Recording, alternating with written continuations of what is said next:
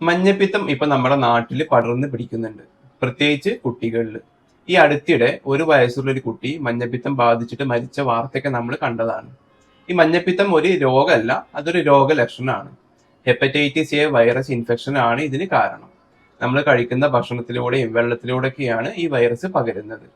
നമ്മുടെ കണ്ണിലെ ഈ ഒരു മഞ്ഞ കളറ്, അതേപോലെ ഹൈ കളേർഡ് യൂറിന്, അതൊക്കെ കുറച്ച് ലേറ്റ് ആയിട്ടേ കുട്ടികളിൽ കാണാറുള്ളൂ. ഇതിന് മുമ്പായിട്ട് പനി, ക്ഷീണം, ഓക്കാനിക്കാൻ വരിക, ഛർദി, വയറുവേദന, അങ്ങനത്തെ ലക്ഷണങ്ങളൊക്കെ കാണും.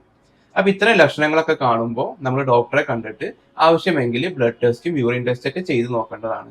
കൂടാതെ കൂടുതൽ കോംപ്ലിക്കേഷൻസ് ആവുന്നതിന് മുമ്പേ ശരിയായ ട്രീറ്റ്മെന്റും കൊടുക്കേണ്ടതാണ്. വേറൊരു കാര്യം, ഇപ്പൊ ഈ ഹെപ്പറ്റൈറ്റിസ് എക്ക് എതിരായിട്ടുള്ള വാക്സിൻ അവൈലബിൾ ആണ്. അത് 2 ഡോസ് 6 മാസം ഗ്യാപ്പിലാണ് ഇത് എടുക്കേണ്ടത്. ഇത് ഗവൺമെന്റിൽ അവൈലബിൾ അല്ല, പക്ഷെ അഫോർഡബിൾ ആയിട്ടുള്ള ആൾക്കാർക്ക് ഇത് പ്രൈവറ്റിൽ നിന്ന് എടുക്കാവുന്നതാണ്. വാക്സിനോടൊപ്പം തന്നെ ഇത് തടയാൻ വേണ്ടിയിട്ട് കുട്ടികൾക്ക് നല്ല തിളപ്പിച്ചാറിയ വെള്ളം മാത്രം കൊടുക്കുക. ഭക്ഷണമൊക്കെ പാകം ചെയ്യുമ്പോൾ നമ്മൾ ഒന്നുകൂടി ഒന്ന് ശ്രദ്ധിക്കുക. ഈ വീഡിയോ എല്ലാവരിലോട്ടും ഒന്ന് ഷെയർ ചെയ്ത് കൊടുക്കൂ. എന്തെങ്കിലും സംശയങ്ങൾ ഉണ്ടെങ്കിൽ നിങ്ങൾക്ക് കമന്റ് സെക്ഷനിൽ ചോദിക്കാവുന്നതാണ്.